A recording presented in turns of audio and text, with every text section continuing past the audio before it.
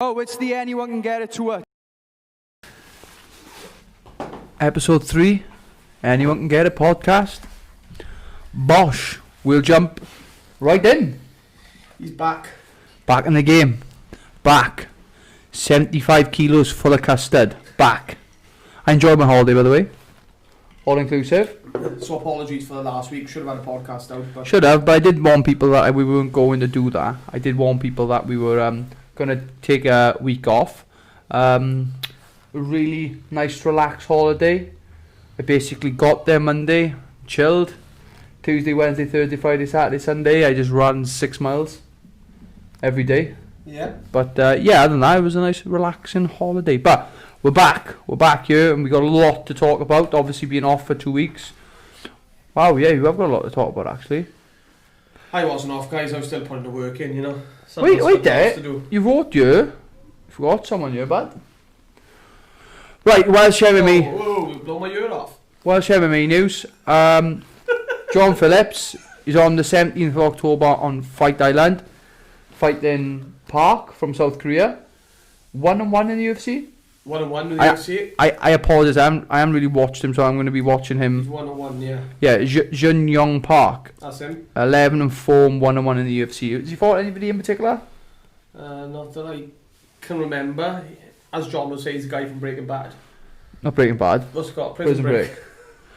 Yeah. Also, you forgot to put this on. What? Someone else who's fighting. Well, I couldn't have done this on the board out in Greece when he was chilling out, like. No, I couldn't have done it on the board. Wait there. Other person, Coy McKenna. She's fighting.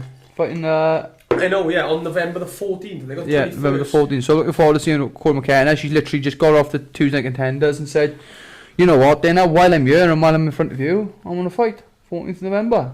And a guy done that actually. I think he fought in the same card as him. Can't say his name.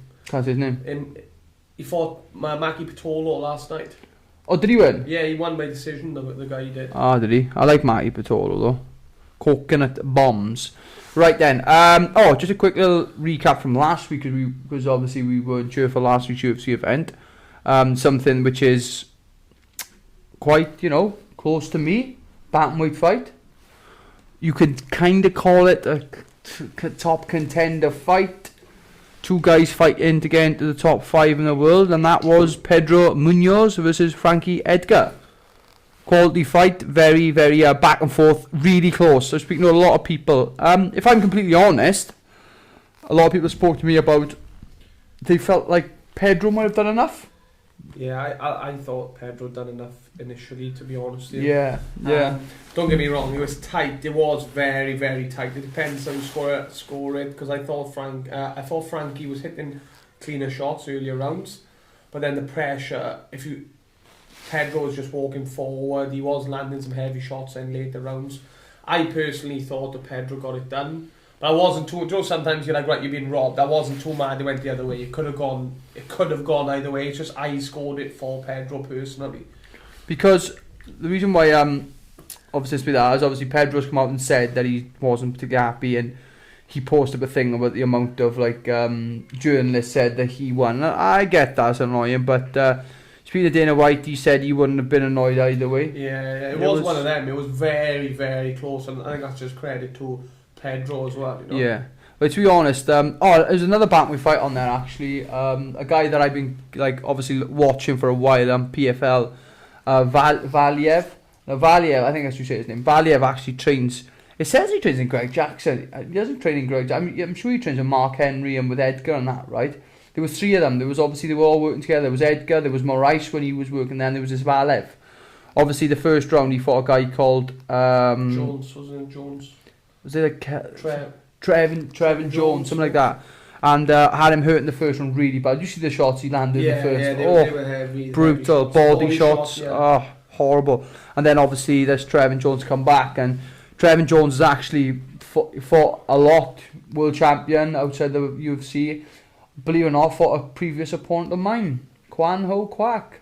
How did he get off there? Lost split decision, but he's a durable guy, really durable and really good. So obviously that's Pedro and Frankie. Obviously I was rooting for Pedro. It would be nice to see him get there, but also nice to see Frankie at 135. Yeah. To be completely honest, you know, obviously, I felt like Pedro beat me. I felt like it was a close fight between him and Frankie. That would be nice, wouldn't it? Frankie Edgar. One for the scrapbook. Just one to put on the frames, you know what I mean? People look at... The thing is, right, okay, people look at that and say, look at Brett there now. He's targeted on the old people. Look at Brett, he's been on the Thatchers again. On Thatcher. He's strong, thick. No, people always look at me, like, I remember I said about fighting Uriah Faber. Someone said, oh, you want to fight the old guys, the guys who have been there and done it, and they're on the way down. And then someone said, I said, oh, Dominic Cruz said the same. And the problem might say the same about Frankie, right? My reasoning behind it though, they're not thing, mate. They're still contenders. You know, bear in mind now, Uriah Faber's last fight, who did he fight? Petty Ann, isn't it? Yeah. What's Petty Ann right now? Yeah, the champion. The champion. And the fight before that, who did he fight? Ricky Simone. Who was in the top 15. Yeah. And what did he do with Ricky Simone? Yeah, panned it. Pan him out. So like I said, I'm looking at guys. I don't see like Uriah Faber being an easy fight at all. But yeah, people ask me and they're saying like, oh look, you know, it's, you know, oh, you target. No, I'm targeting people who've got big names who've been there and done it. In that the way the UFC works, you fight guys who are going through the ranks, and you go to the next ones. But look, whatever. I haven't heard nothing back from them about the next potential fight. To be completely honest, I'm just happy to fight whoever, really, to keep them paychecks coming for Christmas. That's if we have a Christmas. Shanghai's out soon, like, you know what I mean? Oh, oh wait, the 4th? 4th September. I'm definitely getting a pair of them. We'll go on that next, soon now. Right. UFC last night. Yeah. Smith versus Rakic. Is it Rakic you say? Yeah, Rakic. Rakic. Yeah. Austrian-born Serbian. Right, yeah. Don't any of that, like. No. Lawler versus Magny, and also Ankalev versus Kutabela. We'll talk first about the obvious. Ankalev versus Kutabela. Yeah. That was a fight that was really looking forward to. And apparently Kutabela has got COVID-19. Apparently for the second time. The government says you're going to catch it once, but Kutabela, he's had it twice. Moldova and Chisinau. Yeah, that's well. I've been there. We've been there together. That was a bit of a rough one, put it that way. What J Bags made a good point. Johnny Bortley messaged me last night and said how's the Kutabela fight off with COVID, and he was in the weigh-in yesterday.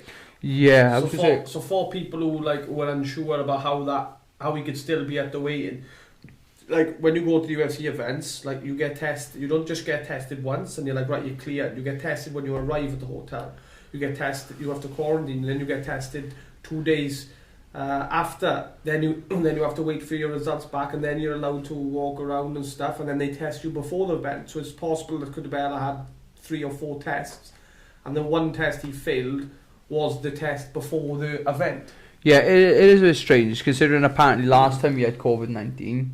And now he actually has got it, so it's just a bit strange there. And also, if he must have passed 3 or 4 tests before getting to that point. Yeah. Obviously, so you must have caught that in the building. Yeah, it's it has to be in the building. You don't get to go anywhere else. So that's obviously Ankalev and Kutabela. Hopefully that gets sorted out. I think that's the second time it's been cancelled. Second time, yeah. It's a bit like Habib and Tony Ferguson now, isn't it? Dying to see it. I'm interested, especially the way Kutabela walked. I love Kutabela. I think he's class, man.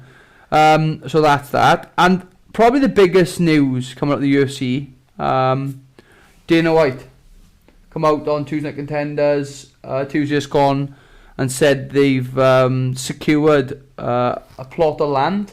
10 acres. 10 acres. And they're apparently going to build the UFC hotel. Very interesting. And interesting, surprised they've only now done it. Yeah. And also it's very interesting because I felt like, as much as the whole COVID-19 situation on Fight Island and also fighting in the Apex has been, I won't say stressful, it's just been a bit, what's the word? Mine's gone blank. Basically, it was a bit of a kerfuffle. When you go out there, you're used to doing your own little ways of doing things. Yeah, but you've got to go to a schedule. You have to go to the schedule thing, right, okay? But the good thing about it was the fact we got our own changing rooms. So basically, in Fight Island, we had our own room, and then we had a separate room to go training in. And I really liked that. Yeah. I did like that. We had our own little personal space with our own little sit-down sauna in there. So I'm not sure the UFC looked at that and they had some fight, sort of, basically, fighters come back and give them some sort of feedback saying they liked it. Because I thoroughly liked the way they did it. Sauna. I was left alone. The only thing is, obviously, with the big gyms where you got running and treadmills, I guess that's got to be in one place. So, but they put screens up in Abu Dhabi to stop people from obviously being in contact. But the good thing was that when we needed space to roll and to hit pads or whatever, we had our own little space. So it'd be nice to see the UFC, if they do this hotel, to see that sort of thing come into it as well. Apparently he said though this won't be for fans. No, just for fighters. This will be just for fighters and fighting officials and stuff like that, referees maybe. And I like that. You know, sometimes like I remember watching Ben Askren before the Masvidal fight, and some guy went up to him in a hotel and was like mucking about fighting with him. Yeah, but you just see he didn't feel comfortable like doing it. So I understand that completely. And I think that's a good move in the right direction, especially with the UFC with the PI. And people don't realise this, but the actual PI and the Apex are next door. Yeah, It right literally is next just door. one road between the two. And I like that. I love the PI. I love the people in the PI as well. Like Duncan and the team there have been amazing. And it's really nice. But the fact they're going to bring a hotel, I wonder if that hotel is there or thereabouts though. What do you mean? As in the hotel where they're... How much is 10 acres? 10 acres is a lot, but it'll be on the same plot. It'll be like Torrey Pines, isn't it? It'll be beyond that. But that's what I want to... That's what I want to see. I would love to see the plans of this hotel, to see what they've got there. UFC Fighters Hotel sounds cool, though, doesn't it? It does sound pretty cool. Really, really good. I can imagine they spent that money on the PI. I can only imagine what the hotel would be like, you know. Yeah, because like I said, you know, when I went out to Vegas the first time to have a chat with the UFC officials, it was fantastic, amazing. But you know, to see it all change now, and bear in mind when I went out to Vegas in 2017 May, they've just finished the UFC PI. That was May 2017. It's 2020 now. They've got that. They built the Apex. Now they're going to be talking about a fight a hotel. But it's very exciting. Super, super, super exciting. And really, really can't wait to see the next little bit. What's the next event? I'm sure the next event is Saturday. Alistair Overeem v Sakai, isn't some? Oh yeah, the Brazilian guy. Yeah, Sakai. Yeah, heavyweight, really good. But from last night, Rakic beat. Oh yeah, sorry. Beat Anthony Smith. What have you been by? Decision, bit of a shutout, really. Yeah, just kept him. I feel like Anthony Smith's kind of doing a little bit of a down thing now. Rakic comes out, low calf kicks. And Anthony Smith corner, trying to attempt to get into boxing range. Anthony Smith lands one clean right hand. It was a big shot, but didn't do damage. No. Rakic just does Brett John's full 15. Does he? Yeah, and just... Why was he 15? I don't know why it was a 15. It was a 15-minute fight, main event, which was weird. I tell you what I was really impressed last night with Neil Magny. Right, yeah, this fight didn't go the way I thought it'd go. Wrestled? Honestly, what jab kept him at range with the jabs, like not some front kicks. Was Lawler was trying to come in, and then when Lawler would come in, would clinch up. Yeah. Muay Thai type Thai clinch, yeah. Throw in like nice elbows. Nice. Whereas like people throw hooks from that range, you just throw the elbows. And then he just dominated. Landed a huge knee, big knee, and just dominated Lawler. And such a good performance from Neil Magny, who obviously has fought Craig White. Yeah, for Craig, yeah. Who's fought Craig White. So fought some good guys, to be honest, Neil Magny has. Beaten good guys, well, Hector Lombard, people like that. He's beaten some really good guys. I was really impressed with him last night, I really was. What's next for him, man? He said that last night on the thing with Felder, he just said, look, give me someone in the top 10, I don't mind whoever's free, I'll fight them. Is it really? It's interesting. Which is quite dangerous. And then, like I was saying to, as I was saying to Source last night, it's interesting, isn't it? Like, you look at Robbie Lawler. Yeah. It's only like 2 years ago or whatever, he was the title holder. And now he's down to 13th, and he was 13th, Magny was 14th, he just got beaten. And you're looking like the swing of 2 Yeah. years of your life, or 2 years in the fight game is massive. In all fairness to Robbie Lawler though, he beat legitimate good guys there, didn't he? You know? Like, sometimes, the ball bounces the way you want it to, and sometimes it doesn't. So like okay, that's I think that's that on the UFC. Obviously, the news of John Phillips getting a fight and also Corey McKenna getting a fight is brilliant.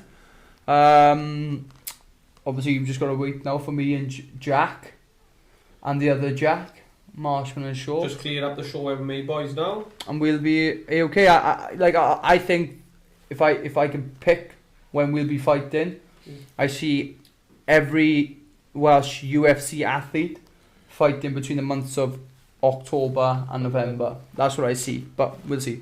Moving on to how many minutes we got on this? 3. Oh, 3 left. Yeah. Okay, we got something quickly. We'll move on to football the next bit, but we will talk about this. Swansea City, new kit. The Jack Army. Jack Army new kit. The controversial new kit. Yeah, what's your thoughts on it? You don't like it? I don't know. I'm touch and go sometimes. I think I'll have to just. I think the home kit is just the home kit. Yeah, home I kit guess it doesn't is. change It is what it much, is. I saw a fantastic photo of Messi in the new kit. They Yeah, cut Rob's face They, off they, the they put up Messi on there. He said he's coming to Swansea. Spotted outside Rossi's chip shop. Yeah, but I don't know what. I think, look, it's nice, it's different, but some of the hardcore fans are a bit like. I've spoken tamping. to a few people, and people don't like change. Just a general thing, and people don't like change, especially if you're Welsh. They tend to not like change. I spoke to a guy, and he said, "I've only ever liked one kit, and it was the Swansea City with the gold. I think it was like the 100 years. Oh yeah, the centenary. They liked some people like that. Some people didn't like that.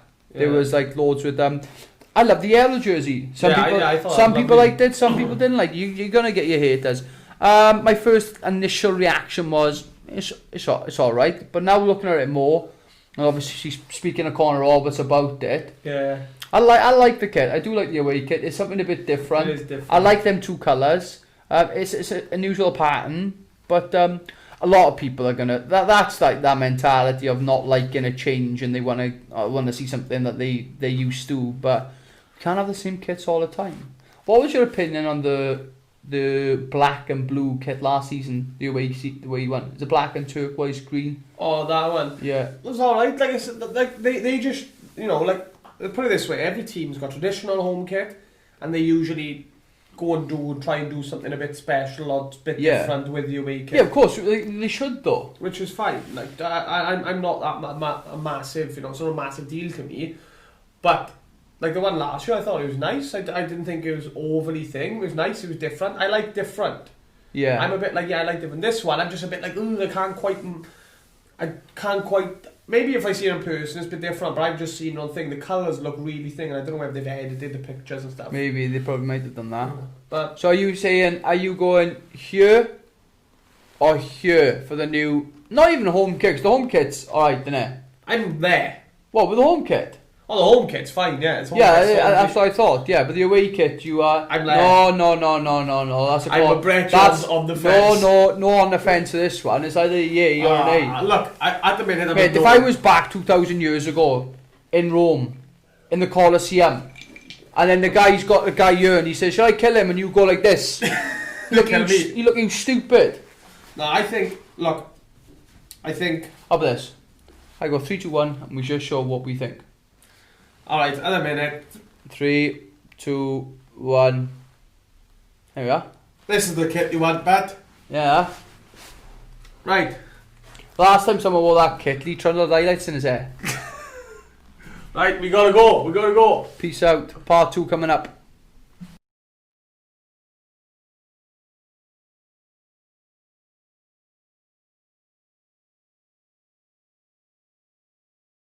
Alright, welcome to part 2. That's my best Cardiff City accent there. What are we up to next, Ash? Oh, this is the your bit. This is the your Jack bit. Army. The Jacks. The Jacks.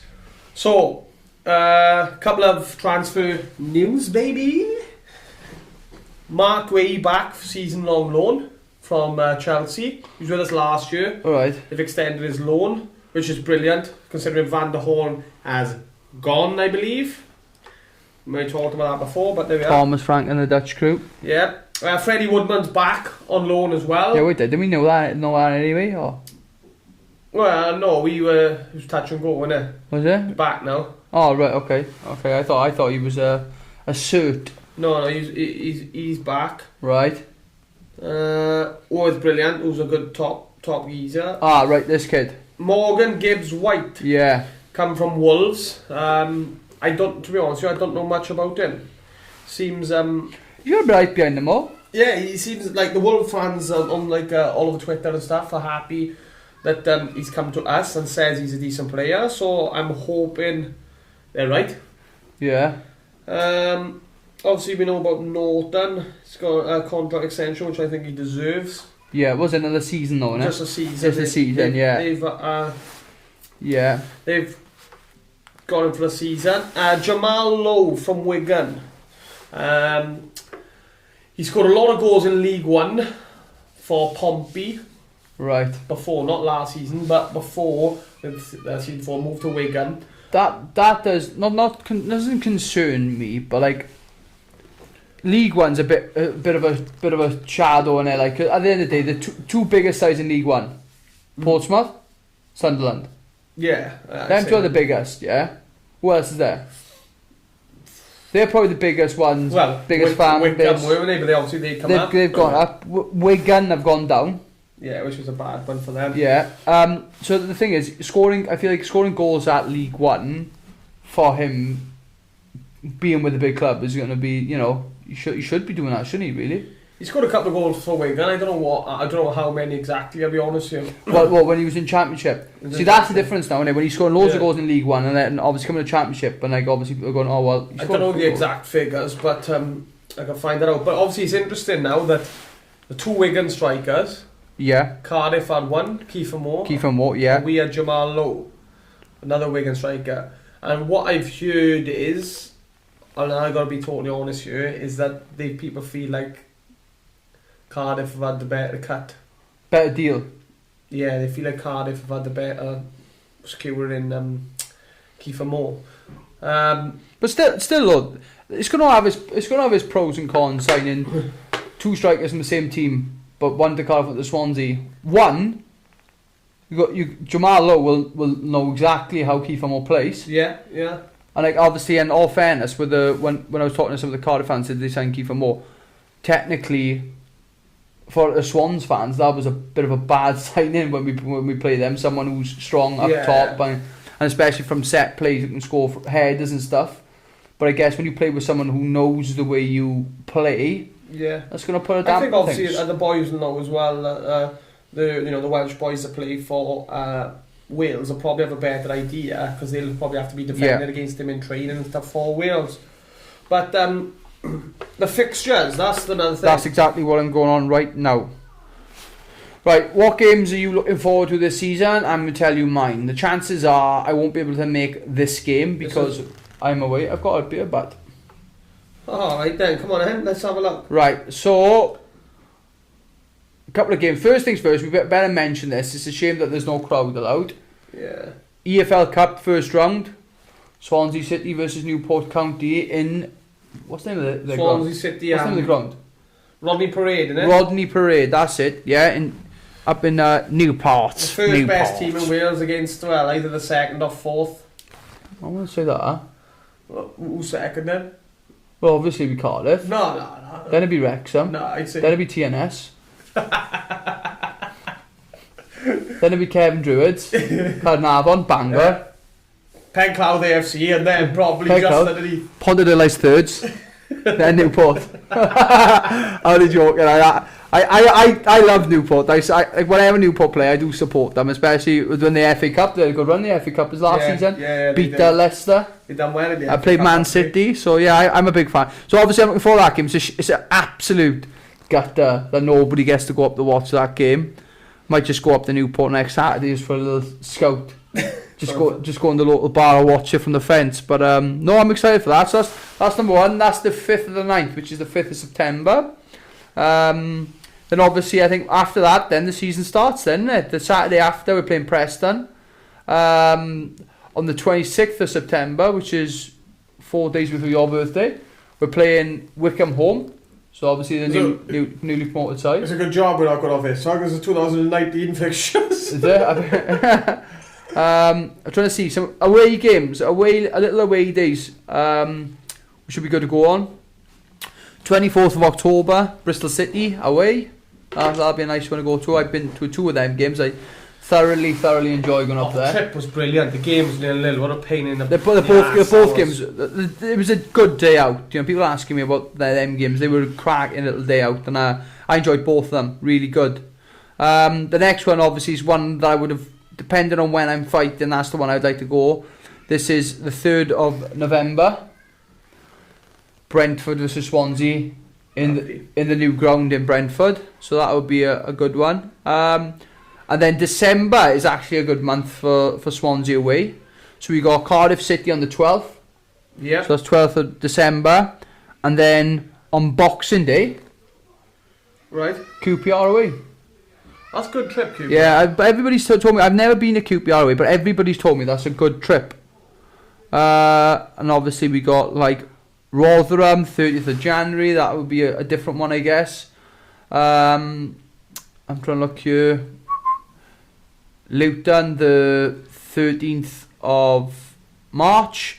Cardiff City home, 20th of March, 2021. My favourite little away day really is Millwall Swansea. That's on the 10th of April, 2021.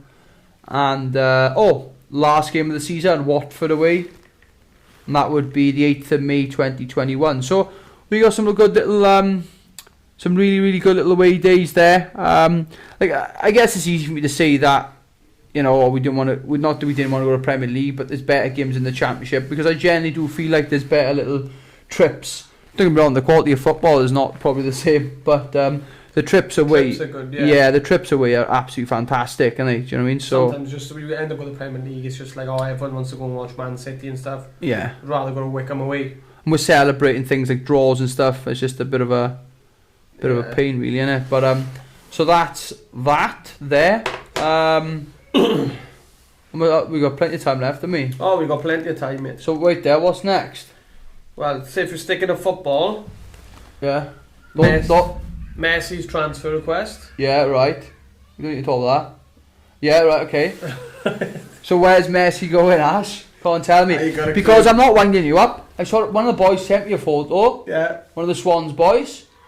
Not saying his name. Yeah. I've seen him in a Swansea City kit, right? I have. Been sent it all week. I don't know if it's true or not. Announce Messi. Cooper, announce Messi. Yeah. Right, so where do you see him going? Man City? Yeah, I think Man City and PSG are they're the runners, I think, and they so his as much as it kills me. His out of contract clause money thing is 829 million. Yeah, but there's a bit of a catch in it. So in Messi's contract, he's allowed to leave Barcelona. He has the option to leave Barcelona right after every season finishes. Okay. As soon as he goes in and has a pre-season test and thing, contract runs through again. Right. So if he wanted to put a request in, he can leave without anyone having to pay his clause, his £700 million clause. But wow. If he wanted to leave Barcelona, he can say, I want to leave, and nobody has to pay his release clause, he can leave. So he's come out and said he wants to leave? He's come out, he said he wants to leave, but there's this tricky situation now. Barcelona, I think, are saying, there's a bit of a grey area, because they're like, well, when the contract was signed, the season will be over, but the season wasn't over. Do you understand me? Because the COVID, the season has run on. So the season would be over already. It would have been way over already. Right. Do you understand what I mean? Yeah. But now, obviously, the season's like just his last game was the other day, and he put his transfer request in before the last game. Right. So from a Barcelona point of view, that's like a £700 million conversation. That's a lot of money, innit? So like if I don't know, I'm assuming Barcelona should do the right thing, and if Messi wants to go, they should just let him leave. Yeah, but then again, 700 million is 700 million. Yeah? Just like 20 Actually, quid is 20 if someone quid. walked in here and said, can I take back 700 million? I would give me 20 quid, son. Just get him my hair. Talking about that then, okay, obviously you haven't got this written down, but you've got Suarez leaving. Yeah, meant to be. Where's he going? I've heard rumours. Go on, He's going to my twin club. Yeah. He's going to the mighty Inter Miami. I've heard. I've heard rumours. I heard Messi was going there. Suarez and Rodolfo Pizarro up top, like. By the way, Brett's adopted club.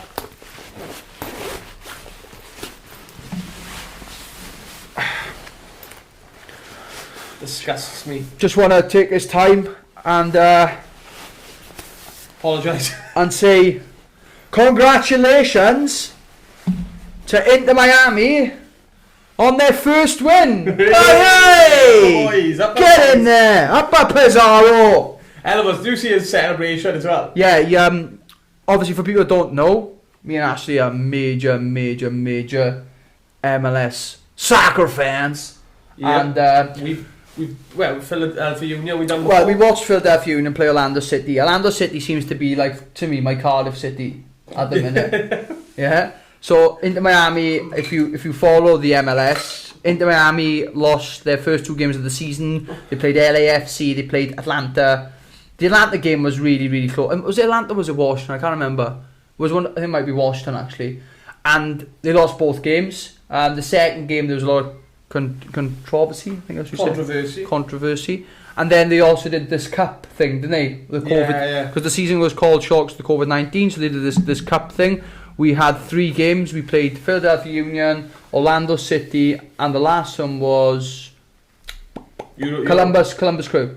He's the man when it comes to MLS. And we lost all 3 games in that. So first 5 games, 5 losses for David Beckham's Inter Miami, and then we had a game against Orlando City on Saturday just gone. Julian Carranza, Argentine international, youngster, 2 goals in the first 20 minutes, and the main man, the man that you love, the love to hate, and the man that I love, okay, Rodolfo Pizarro scores a goal. I think then Orlando City come back, and I think we were basically Inter Miami won 3-2, and Nani scored the 80th minute goal. Actually. They beat Orlando? For Orlando, yeah, Nani scored. And then Rodolfo Pizarro jumped into the crowd and had a selfie video photo thing with a cardboard cutout of one of the fans. So which was brilliant. Yeah, it was good. I think I'm not sure if that's the start. I'll have a look now. Give me 2 seconds. I'm not sure if that's the start of the new season. It was actually Brett the cardboard cutout was. We'll show you the picture. Oh, actually. Oh, wait there. No. Oh, actually, apparently them games that we played. Yeah, sorry, I've been mistaken here. This MLS season hasn't actually finished. They played the 3 games, didn't they? And lost them 3 games in that tournament. It's part of the actual. Oh, well, strongest team in the division, holding every other team up. Where are they? 17th? No, they're 14th, man. 14th? Yeah, there's only 14 in there, but still, that's not the point. So basically what happens is, I'm guessing, is that we picked up that first win against Orlando City, but obviously the 5 games previous where we lost them. So at the minute, we are last with 3 points, but we've just beaten a side who is 4th, which is Orlando City. There's a lot of good teams there, and all fairness, when we played in that tournament, we played 2, 3 and 4. So that's, not a really fair assessment to Miami, but there we go. That's obviously the Inter Miami MLS talk. Wait there, matches, up and coming matches for Inter Miami. First things first, we are playing Nashville. It says tomorrow at 1:30, but I think that's tonight at 1:30. So Nashville are a brand new side as well in the MLS. I think it's their first season as well as Inter Miami's. Playing tonight.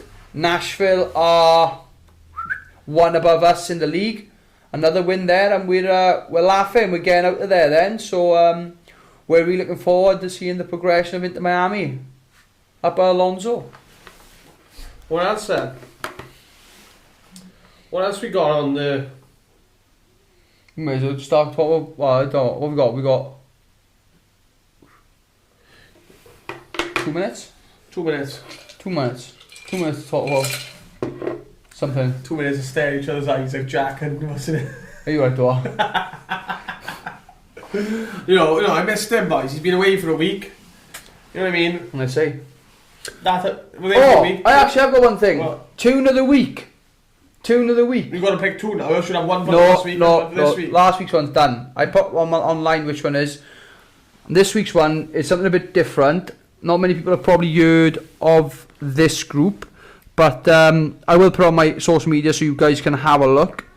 It is the Skinner Brothers, and the song's called Away Days. Have you heard of it? See, that's what I mean, see? These people don't know. I'm on bigger things at the minute. Enlighten them. So there's a group, believe it or not, actually one of the guys that I know, Alan Jones, who did that, was actually in the music video with them for this specific song. And this he actually runs Away Day Apparel. So yeah, that's it. So if you want to check it out, I'll put a link on my social media. The song is called Away Days by the Skinner Brothers. So check that out. It's a newish band. I think last week's one was the Stone Roses, I Want to Be Adored. Obviously it's going to be mixing up between new and old songs, but this week's tune of the week on the Anyone Can Get a podcast, the Skinner Brothers, Away Days. See you in part 3.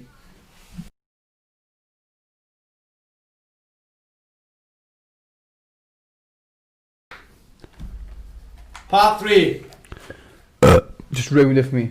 He ain't ready, and I ain't waiting. I ain't ready and I ain't waiting. God, Right, what are we moving on to? Ashley's been on the Weetabix this morning and he's been on the Brave sausages, haven't you, boy? Tell you what, son, I ain't 165 pounds anymore. I must be 177, 179. Well, what's happening then? What's happening? Do you know what? Enough about me. What's happening with you? Nothing, mate. When is What? Ashley Johns Yeah. having his first dust up in the cage? That's what I want to know. That's the question. Because the boys you want to know. They're like, oh, when's your brother going to pull his finger out? I said, the only thing I'm pulling my finger out is a big hole in my ass at the minute, boys. Mr. Will you explain what it is, Ash? Basically, guys. I was getting, we were out in Abu Dhabi, and I was getting my, Head kicked in. my neck strangled, and head beat in by Tank and the Pikey. And the Pikey gave me a free gift to go with, and it was... But it wasn't from me for starters. Don't start... The Pikey gave me a staph infection, which went to my leg, and I had to get sorted out in Dubai, well, Abu Dhabi, sorry. Come back, it went from my leg to my backside, my ass cheek, exactly, my left one. And I was in hospital for 3 days, and... Oh, God. Cry me a river. And I had to have it cut out. God, I always just say it. You'd be like, oh, what's this If I was allowed, I would literally put the picture up on the podcast. No, we'd be taken off. But I think we might be taken off, because it looks like I'm in it with a double barrel shotgun. Yeah, it's a bit of a bad one. But as soon as I get back training with my mates. Oh. With my mates. Oh, shout out to Johan Harris as well. Johan Harris, up and comer. He's going to start strangling a couple of people before long. Well, do you explain why? He's a top geezer for starters. But you don't give him a shot because he's top geezer. Congratulations on your first amateur win. Yeah. First amateur win. Well done, Johan. One of the boys in CF24. Shut up. Right. Top guys. So obviously Ashley has told me now, and he's telling everybody watching. What? Will you this year? This year, mate. I got a daughter due December the 8th, like. So she can watch. How old her? I'll just give her I'll give her a corner t-shirt. She'll have the sponsor logo on it. Pop at the corner. Listen, when I get some training in, I'm happy. Look at you, you're like, oh, I'm having a daughter. You would tell me with Jerry Cinnamon, she's going on your shoulder. She'd be like, she would. She'd be like 6 months old on your shoulders and Jerry Cinnamon. Otherwise, she'd hit 12 and be like, why didn't you take me? Right, alright, then okay, so that's... Basically, I will. I will. I promise the viewers. You have my will. word, I will get in there. Oh, you'll get okay. And what will you do? Because you can get in there being referee. What I do? Smash. You can go in there and be a referee. So technically, you will promise the viewers that you will have a Hopefully fight. I can go in there. Just no. You gotta say, I promise to the viewers that I will fight. Oh, I will. I promise I will. See what I just said? I promise I will get in there and have a scrap. I promise. Just let me get a bit fit. I just don't fancy going in a welterweight at the minute. You're gonna shoot for your life. Yeah. So, I'm going to shoot for my life. It's a long 25 minutes. It's a long 25 minutes in there. I am going to shoot for my life. So, Omid, let's get his jiu-jitsu up, son. Yeah. Right, okay. So, that's that all shit. What we got to talk about? Oh, clothes, fashion. Can I start off, please? Yeah, go for it, son. Don't let me hold you back. Love it or hate it, collaborations. Yeah. And this is the second drop, I think, don't quote me on this, I think this is the second drop or second collab that these guys have done. Liam Gallagher's old brand, Pretty Green, have teamed up with Umbro. Obviously, people will kind of, especially them hardcore Oasis fans, will know Liam Gallagher's jumper he wore at Main Road, is it? Yeah, Main Road. The Umbro jumper he wore on stage, and Pretty Green kind of tried to copy that little collab with Umbro. You know, it kind of was hit and miss. And I think, you know, I love Pretty Green as a brand. I am wore Umbro for years, probably since I was probably young playing football. Like I'm on about when I was single digit age, like 8, 9. Yeah. So obviously it's got a bit of this and that, I guess. But like I'm looking at the new stuff they brought out, and I like it, and I probably will buy a piece there. I'm really liking the they've got a tracksuit top, and they've got like they've got Umbro one side, and then they've got Pretty Green on the other. So that's really nice piece of kit, to be honest. I'm looking at it right now. You're not going to be able to see, but that's it there. Yeah, you know? look at it. Maybe we can get a cut. I'm liking it, you know. And the price on it's not too bad. We're not talking about like kind of like a little bit of a casual sort of jacket with a Pretty Green element into it, with the football element of Umbro. It is quite cool. Not too. £85 on a tracksuit top. It's not going to break the bank really. There is other stuff involved there. There's some other stuff, so check that out. I think they're selling on the Pretty Green website, and maybe even the Umbro website as well. But that's the one I've seen at the minute. Oh, that's a bit better. Oh, I'll tell you what they've got here actually with this collab is the England 96, is it? No, not 96. No, not 96. I don't Later than that. 96. You should say. We'll pick it up. Yeah, 96, Euro 96. I thought it was. So they got the Euro 96 sort of replica shirt, but it's the Umbro Pretty Green. I like that little idea. Obviously, you know, I'm not an English football fan, but I like the idea of what they've done there. That's quite cool. And also kind of got a, what is it, like a smock hoodie thing? I don't know. Yeah, they've got like a smock hoodie, which is kind of looks very, very similar to the actual one on Main Road. So there's a couple of good pieces there. The price isn't too bad, I guess, but that's the Pretty Green side of things. Some people like it, some people don't. I know that them hardcore Oasis fans love Pretty Green. I do like the tracksuit top though. I'll be particularly yeah, that's really nice, really nice. So that's that for the collaboration with Umbro. We got the 3 stripes now. Ah right, yeah. These are the new Adidas drops coming out. These are what dropped on the 27th. So these dropped Thursday. Ah yeah. Oh, all them did. All them dropped Thursday. So obviously they're just 2 different But colours. the top one last. Yeah. So the first one is the Adidas BC trainers. They did one which is like I think we briefly spoke about it last time. It's obviously the BC trainer they bought. I think it's 2 pairs out so far in it. There was the blue and yellow, like a Stockholm colour. Yeah. Then they did a red and blue stripe one. Then these two were very same, both black stripes, black gum sole. One's blue, one's khaki. In all fairness, they do look nice. Them trainers, them BC trainers drops. I can see a lot of like boys wearing it because of the colourway. Yeah. Not the actual trainer itself. I like them because you like the colourway. Not because of the trainer itself. I think with a lot of Adidas trainers, especially with like boys who go to the football, The stripe is khaki, like a darker khaki, I think. Maybe, yeah, And then there's the other one as well. The blue one reminds me of like the Adidas Manchester Marines. I think they call them Marine, where it's the exact same colourway as that. Not that shoe, the other one, you know. So that's the BC trainer. I bought a pair of these a few weeks back, but not these ones. They've just dropped a pair of Adidas SL72 Noahs. To be honest, They are a nice trainer. I like the SL72. It's got 2 bits of material on it. It's like a nice nylon material with the suede on it. I like that sort of style. It reminds me of like the Adidas Country. I had a pair of them a few years back. They're really nice.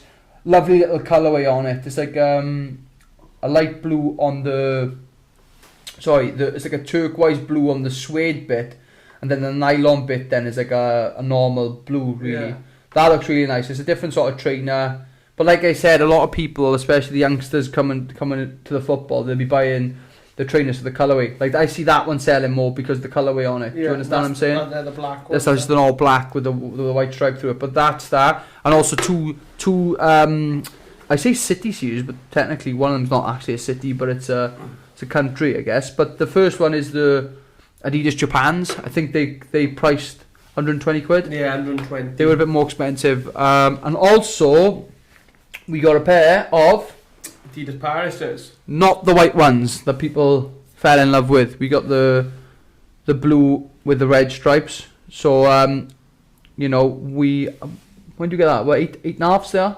8.5s, yeah. UK 8.5, 8.5s. We're gonna announce it now? Yeah, what? Okay, so basically we're gonna be doing a raffle. Yeah. Just for one pair of trainers. We'll put, I think the trainers cost £80, is it? £80, and if we do it at £2 a ticket, something like that. There'll be 40 numbers, and then we'll do a random number generator, and we'll see what we get with that. But it's just going to be a little bit of a giveaway, probably not every show, but we'll do. Yeah, we'll do it as often as we can, probably. Obviously, like the Parises, they're a good shoe. Yeah, I think, like, to be honest, like I said, when I put it on my social media. Yeah. Not many people were a fan, were they? No. 60% good? Yeah, 60% would think. But then again, 60% good. But then again, you're going to be 60% good. But then again, you're going to be like. It is what it is. You can't keep everyone happy. They're a pair of City Series Adidas. Yeah. At the end of the day, they're going to be. People might want to box them up. You know, we don't care what you do with them. No. Put them on, wear them, sell them. But hopefully, find a Rangers fan, give it to them. I don't know, just do something. Hopefully, what we're going to try and do is, like, when the drops come out, because obviously we keep the date with the drops, that we will enter a draw for the trainers, and then hopefully we can do like a little raffle, like a £2 raffle, so someone gets the pair of trainers for £2, which we think's good. Even if it's not your size, sell them on, swap them, what it's like.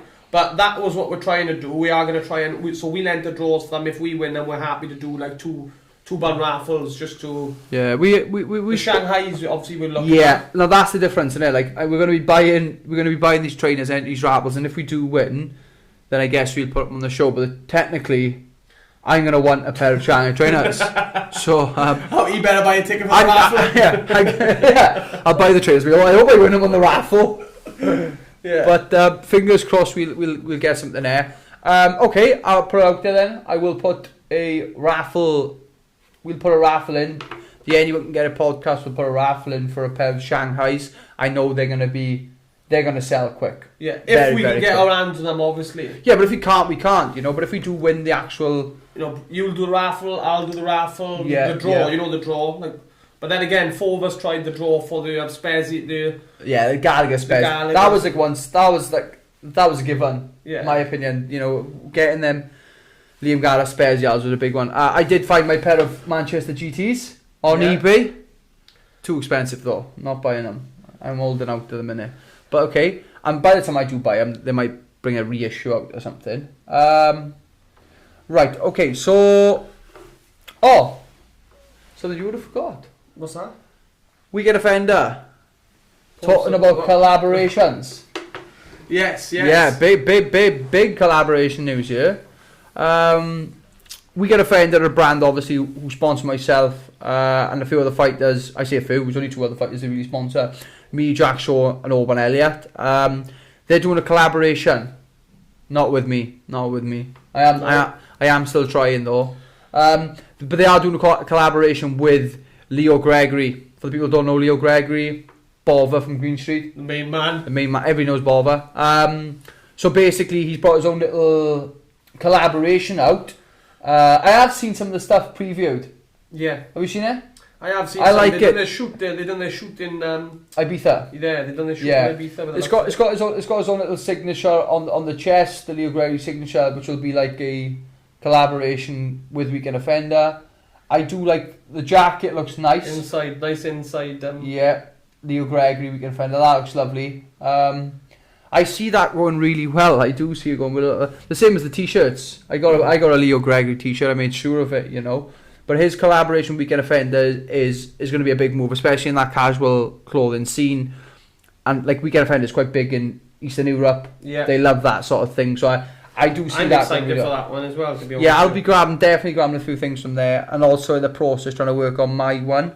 I will be trying to think of different ideas to put forward for that. But I guess we can say congratulations to Leo Gregory for getting it done, you know. Fair play to him.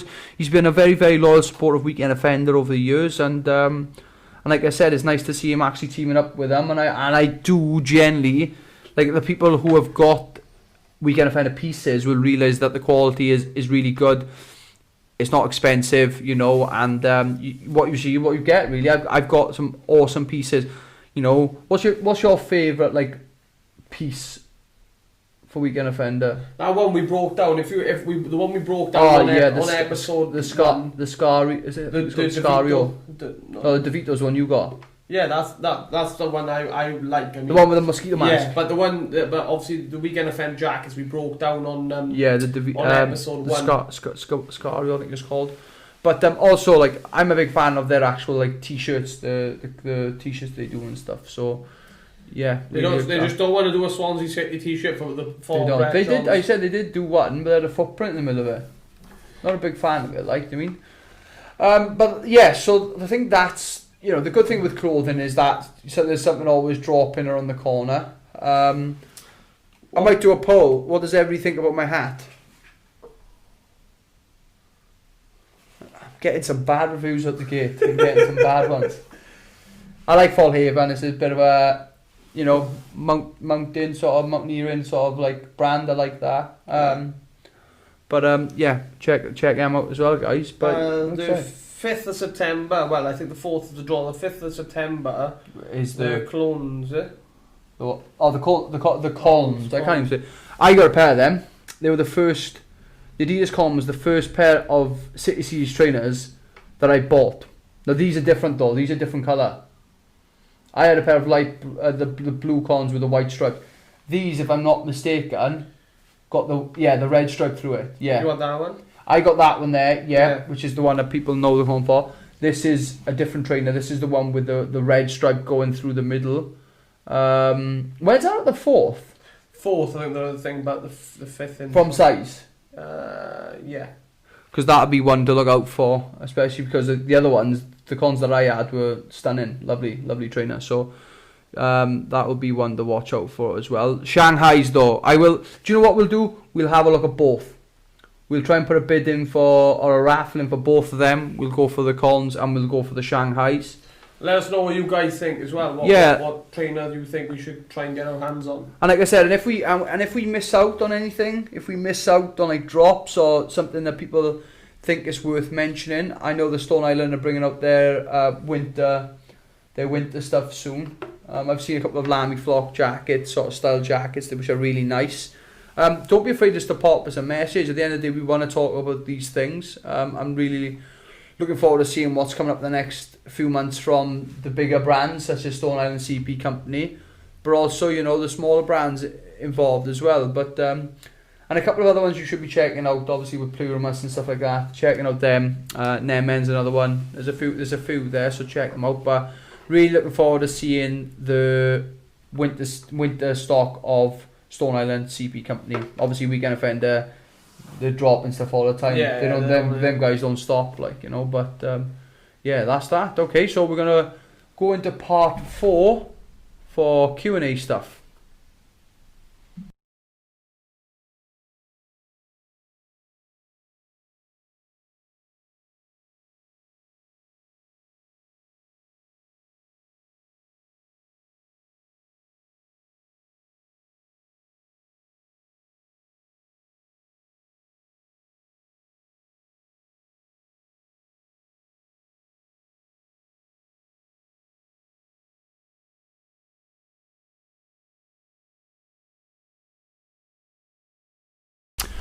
Part 4, final part. We're going to the nitty gritty stuff here with the Q&A, question and answer. Would you like to read them out, actually? Yeah. Sit back, will you? Oh, sorry. He's I really knew you a drum after this one. Right then, son. Here we go, baby. Right, a couple of Q&As from the Instagram. We're going to do it from Instagram from now on. It's way easier, isn't it? Way easier. A lot of people will come in that way rather than like getting people to comment and stuff. I just think it's a lot easier. So, what was the furthest you've gotten from Seb.po4? Do you want to try it again? What? Seb? Okay, Seb, right? Seb.po4. Yeah. What's the furthest you've gotten in judo, your biggest achievement? Surely you've beaten me in that tournament, wouldn't it? My Beating me on flags twice. My biggest achievement. We've had a few dust ups on the mat, haven't we? Right, me and Brett have fought twice before.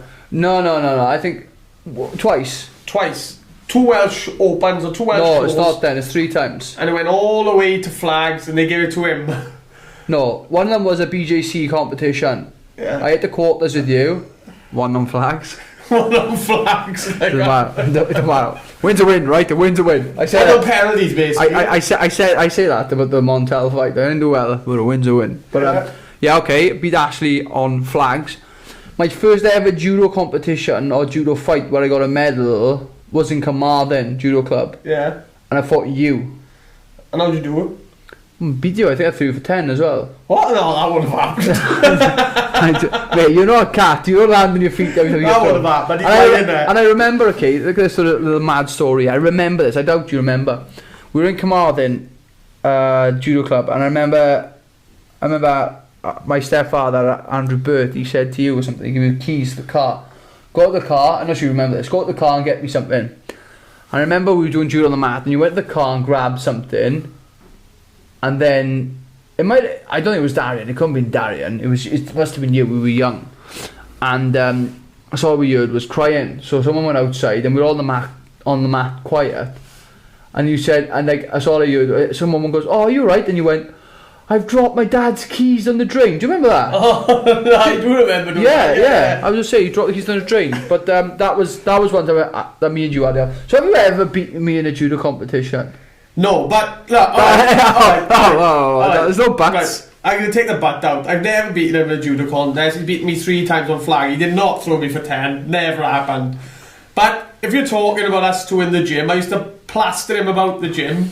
And the 3 times we fought, he beat me 3 times. And let me tell you one thing to the people watching. Only matters. Only matters when you're on the night, boys. When the lights come on, it matters. And we're not talking about house street fights, because then I'm probably 0-1-15 there, but on the mat, judo when it counted, I delivered. He did. Now my biggest achievement though, Yeah. I've got to mention that too. No, I did. Believe it or not, it's not even that good, but I'm happy with it. Let me guess. Is it the one in Kent? Not Kent. Yeah, Lakeland. Yeah. That was probably my best medal, but my best achievement, now we're on about it. My best medal was getting the Lakeland Open. It was at Kendal, up in like towards the north of England. And I lost my first fight and I had to win like 6 fights for a bronze medal, which I did. Graft. That was a hell of a graft. I come off the mat crying my eyes out. I was chuffed I won a bronze medal. That's what I was like as a kid. But now I'd be like, oh my god, bronze. I'm the second loser, not even the first loser. You can't be first loser. And my biggest achievement would probably be towards the end of my judo sort of career. I lost for bronze in the British closed under 20s. I lost against a boy called Joe Warthen, who had the nastiest pair of cauliflower ears I've ever seen. Oh, they were bad. So basically he he picked up the bronze medal. I lost a bronze, but it was definitely one of the biggest things. So I felt like turning up to that judo competition, I wasn't even meant to get that far. So I'd say 5th under 20s. I think Curtis Dodgman had actually won a bronze that time. He won in bronze. I think, or maybe a silver. I can't remember. I remember me and Curtis in the same category for that weight. But yeah, I fought my heart out that day and come away with a 5th, which I'm chuffed about. Come away with a big fat nothing. No, big nothing. UK school games. Yeah, that's good. That's good. Yeah, first one I had, and I was I was on the podium with some good judo players. Sean Holt had a bronze, Curtis Dodge had a silver, and Lewis Keeble won gold. Yeah, I remember Lewis Keeble. Yeah, Lewis Keeble, man. That you know about me beating you 3 times. Yeah. That was me and Lewis Keeble. Never touched Lewis Keeble. I think he was a RAF fighter, really good, and he was like really good training partners with like Kane Charig and stuff as well. But no, the old judo days were good. I did a camp in Kendal. Did you do that camp? No. Did a judo camp in Kendal. Oh, it was rough. It was really rough, like, yeah. Not for me. But yeah, that was probably my best achievement. 5th UK close under 20s. Right, 50 years old from Abergavenny and looking to start BJJ. Where's best to go?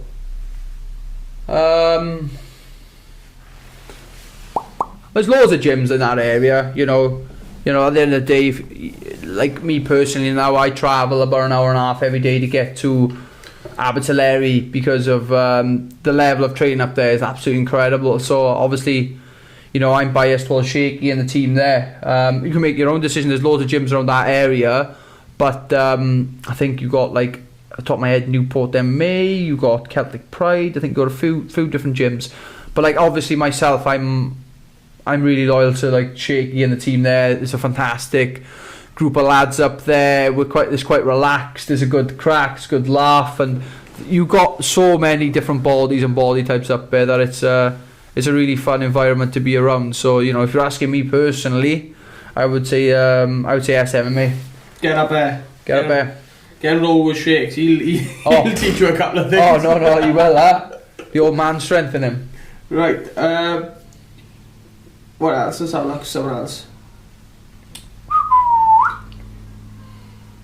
Let's have a look at.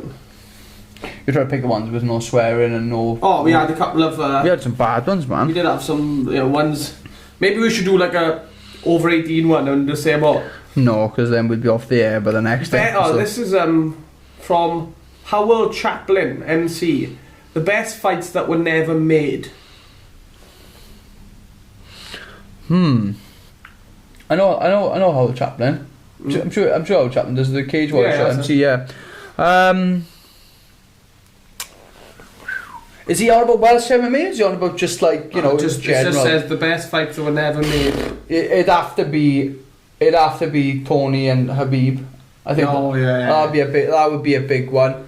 Another one, John Jones, Brock Lesnar. They were mentioning that one. Dan Cormier versus Brock Lesnar. There's a few fights there which I felt like I'm trying to think of anyone to the smaller weight guys. Oh, poof! There's loads. I'm trying to think of the top of my head now though. I'd say the ones you mentioned there. Yeah, I think if you're going to ask me the biggest one, that's going to be Tony Ferguson versus Habib. I definitely see that being the biggest fight that never happened. And will be for a long time. Oh, and also Ankle Evan Kutabela. Yeah, yeah. Love your work, top man. Topic idea. Could season tickets holders watch live with masks? I don't know. Mind you, I'll say I don't know. But then again, It's not a bad idea. we played yesterday and had fans the first time ever. Yeah, you told me that. I didn't. Brighton, yeah, 2,500 people, and they worked off a loyalty sort of thing where they obviously not everybody could have their tickets, I guess, but they're the loyalty guys, social distance, and at the end of the day, I'm a big fan of football support, really, and I love the fact that the whole environment of football, and even like talking to some of the players, like speaking to Ollie and to Corner and stuff like that, and they're saying how much of a big, massive difference it's been without having the crowd there. They say, look, you got the noises in some stadiums, but they say themselves it's not the same. So, it's nice to start seeing like teams like Brighton and start putting them things in there and then putting them things in place, ready for the fans. But yeah, I think we're going to start to do it where the face masks make the difference. The only problem with face masks, I guess, is obviously the naughty boys in the football ground. You can't see their face. I can't wait to wear a face mask. You can't see their face, can you? So I don't know. I think yeah, like I said, you know, to stop the infection, I can see it being a good idea.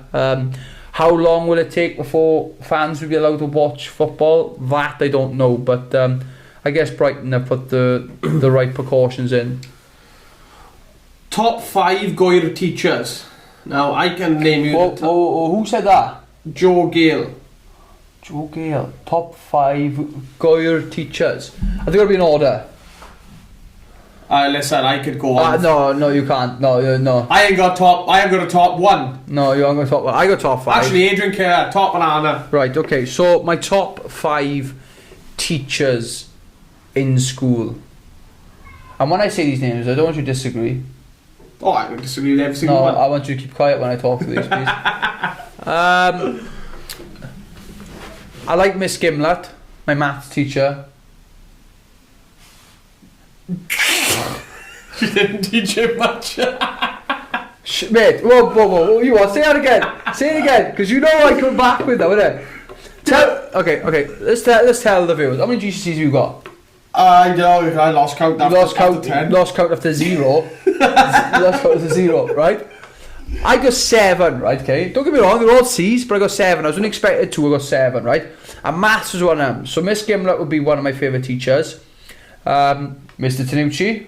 Yeah, he's by the way, he said he'd love to have a grapple with you. Oh, Tanucci? Yeah. Well, tell him when I live there. Oh, mate, he fill you in. Mr. Tanucci. Die Long. Yeah, big fan of Die Long. Adrian Killer. And I'm trying to think my teacher I liked in school. Who do you say? Like Catherine Rowlands? Miss Rowlands? Oh, Miss Rowlands, aye, she's up there. She's up there with the greatest teachers that's ever taught me, Miss Rowlands. Catherine Rowlands, yeah. But they're my top 5 Goyer teachers. For everybody else watching, they probably don't have a clue who they are, but still, they're my top 5 Goyer teachers. Right, this is an interesting one. Go on.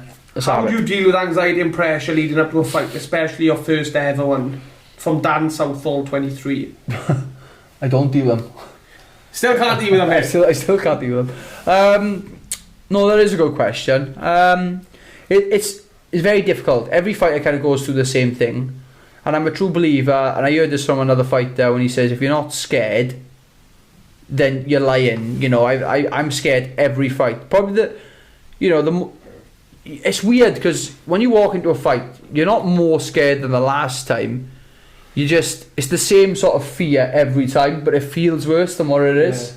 And it does, and it feels horrific, right? Especially, I can tell you my first experience of my fight was up in Aberdare. I weighed in. I'd spent 2 years of my life trying to convince my mother that I wanted to fight, and then she gave me the clear to fight. So then I think I had like 4 or 5 weeks, and I said I wanted to fight in Michael Sabella Sports Centre, and I bragged myself up. Well, not bragged myself up, but I told my mother I'm ready for this, and went up there, and all of a sudden it became a reality. This was October 2011. And it was experience and the anxiety before walking in. And I guess that's when I found out how I liked to fight. I liked to be emotionally, want to get stuck in, wanted to just get in and get it done. And that happened. That was a big one. My first, believe it or not, one of the most, I felt the massive time when I was nervous was when I was fighting my first ever kickboxing fight on adrenaline. Yeah. When I fought a kickboxer because I wasn't able to take down. And obviously my UFC debut was a big one. UFC debut was special. I think it was the first time fighting in front of 8,000, 10,000 people there. That was a very, very special one as well. But it's the same sort of thing over and over again, and it's not, you can't fix that. It's something you'll deal with. Some people can't deal with it. I think you get used to as well. From when I watch you thing, I think you get used to the people around you, and they kind of bring you down as well. Yeah. Your coaches know what training you've done. They keep you calm in certain situations, and or try and bring you down a bit, because you can, not you personally, but any fight, they can go too far over, can they? I think my last fight, for example, I felt there was a lot of pressure the last fight. Yeah. And a lot of pressure people didn't realise I had going into the fight. And that's something like obviously I'll talk off camera, not on camera with, but that was I had a lot of pressure I was dealing with for the Fight Island fight. And obviously I felt like when I went out there and I didn't perform the way I wanted to, maybe it was because of that pressure of being out there. But it's one of the things you do, you know, at the end of the day, not every single camp isn't going to be perfect. Like, you know, the last camp we had, like, me and Jack had the problem with COVID-19. Not only me and Jack, but the UK, the world had that problem where it was COVID-19, we had to stay in a hotel for 2 days, and then we had to get to Abu Dhabi and spend another 2 days in a hotel. Frustrating, super frustrating, but, you know, these are things that happen. But if your preparation goes well from, like, you know, 8 to 10 weeks before a fight, then anything that happens the last 2 weeks, you know, as long as you had a good little camp, you should be okay. And like, we're lucky that we trained like dogs for the last fight. You know, we were both super fit going into that fight, and it's going to be the same coming up for this next fight. We've got about 10 weeks until November time, which I think is when I'm going to be fighting next. But yeah, we'll see what happens. But it's not a simple answer. It's just the individual itself that's got to, like, you know, you got to kind of deal with that, and whatever happens. I guess that's the best sort of advice I can give. You know, you got to go in there and find out, and if you don't go in there and find out, then you got to live with that thing of not knowing what it feels like. But for me personally, I guess the work's done before, Brett. And yeah, it is. Yeah, you know, and it's mad because now I'm not standing opposite people I don't know. Yeah, that's I'm standing opposite people I used to watch. Yeah. Like, I remember standing across the cage to people like Pedro, to Joe Soto, to Sterling, and being like, okay, this is it. I used this to watch, ain't UFC 3 anymore. No, this ain't a game no more. And you know, so, but your anxiety, and every fighter goes through the same. And as long as you realise that every fighter goes through the same sort of process, you can live with it, man, you know. And if you're not ready to accept the outcome of a fight, because anything can happen, you can get knocked down 10 seconds. And every time I go in there, I'm prepared mentally for that to happen. Yeah. It's not going to be nice when it does happen, but you're prepared for it, you know. At the end of the day, my next fight I get knocked clean and conscious. That's why I signed the dotted line, because I'm aware of that consequence. So yeah, it's a lot, maybe a long-winded answer, but that's where you're having. Starko's got one, but I don't think we can say that, like. Where is he? Yeah, no, we can't. Say that one. We can't answer that one, Starko. Maybe everybody on camera will know though. Says here, obviously, the rise and fall of Paddy Pimblett. Will he get back to Cage Warriors glory and get in the UFC? No, I don't believe he's had a massive fall personally. I think Paddy Pimblett's still a solid name, like. Yeah, no, 100%. No, I don't think that Paddy's had a fall. Obviously, if you're talking about him having the title and then losing the title as a fall, then I guess I can see where you're coming from. But I don't think it's a fall. The guy's still doing really well. The guy's still training very hard, you know, and not a lot of people like Paddy, but I sure do. I like Paddy Pimblett. I think he's a top guy. But it'll be interesting to see what his next couple of fights are. Now this is the game of seeing what he's got coming up, because you've got Paddy in that division, Ian Gary in that division, you got my man Orban Elliott in that division. Mason Jones obviously got up to welterweight, but he's in that lightweight division. There's so many people in that division that he could potentially fight next. Dorian, not Dorian Desme. Is it Dorian Desme? Donovan Desme. I was thinking Dorian. No, Donovan Desme is one. There's a few good guys in that division he could fight next. He beat a guy going before quarantine. And people forget, man, Paddy's not a small guy either. He used to fight a featherweight. He used to fight a bantam. Didn't do bantamweight. Did he? Yeah, he fought Cameron as a bantamweight, and then he fought. Then he went to featherweight. Had a stint at featherweight. Then he's gone to lightweight.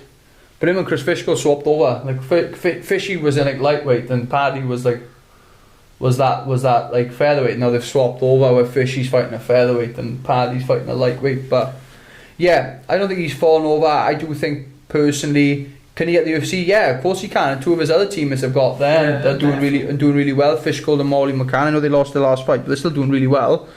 But having said that, I think his next fight's quite an important one. Very, very important one. Right, we'll finish this up. We'll be back just to clear up. Oh, part 5. Hold tight! Right, so just a quick one.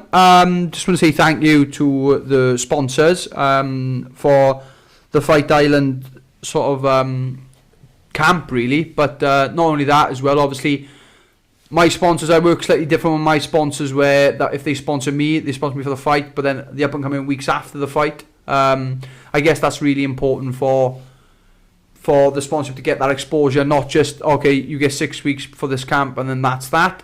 So that's why I really work well with my sponsors, and a lot of my sponsors you see are people I've got a really close connection and close relationship with.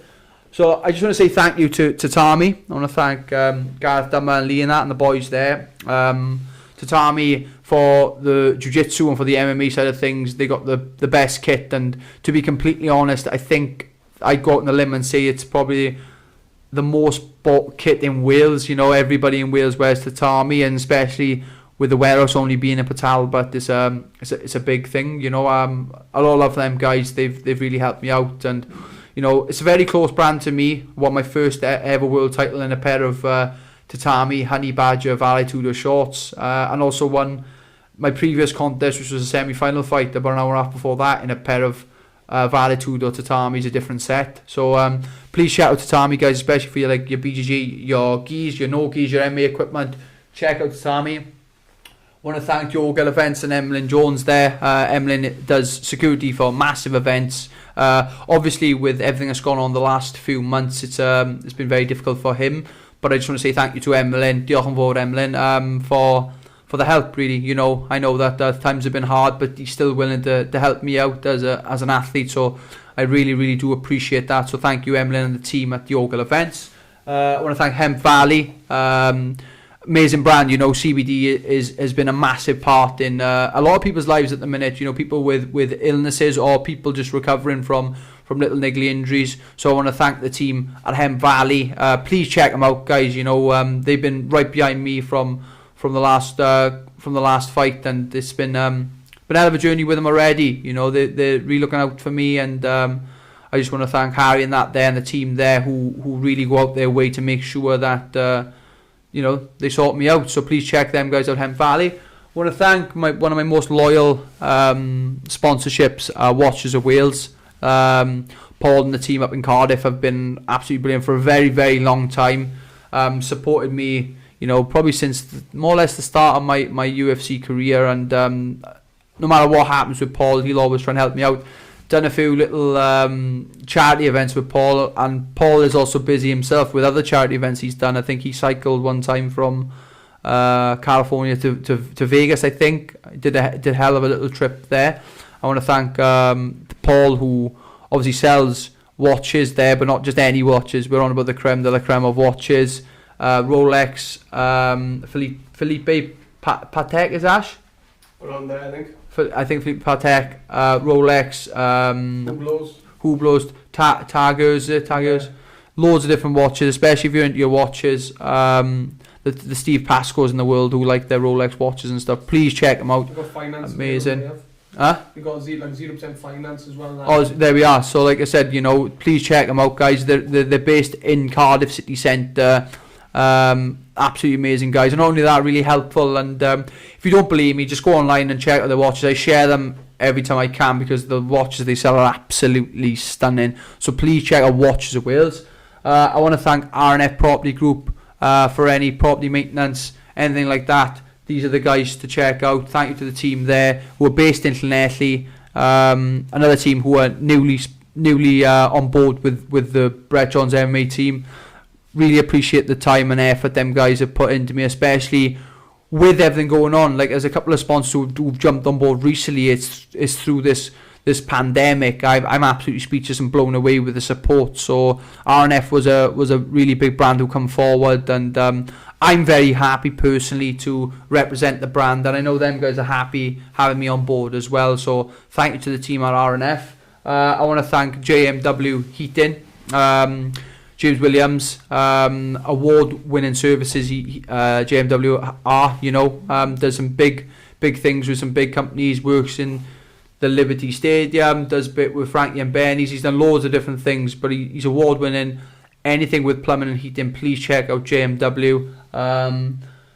Let's go to Weekend Offender, Sam Jones and the crew. What you see is what you get with that brand. It's an amazing clothing brand who I'm right behind of, a massive fan of. It's so easy for me to promote a brand like that, considering the what I do outside of fighting. I like to go and go to the football, enjoying the football, and dress well for it, and that's where Weekend Offender comes in.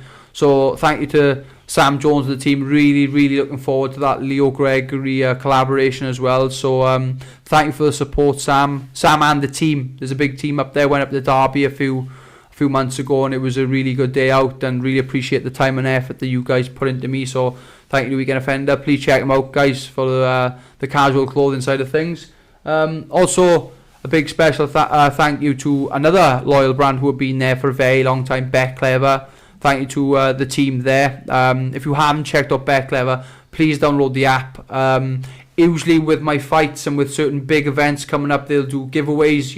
With the Fight Island situation they had, where you could guess the predictions of each fight show and win a share of £1,000. They do that stuff quite frequently. So please check them out, guys. They're amazing, and like I said, very loyal to me, and it's nice to give something back to these guys. And like I said, please check every single one of the sponsors out. Special thank you to the KGB, the Brett Johns MMA team who were behind me and pushed me through everything. I want to thank Richard Shaw, SMMA, and Carl Parker there with the boys, Jack and that. They've been amazing the last few months.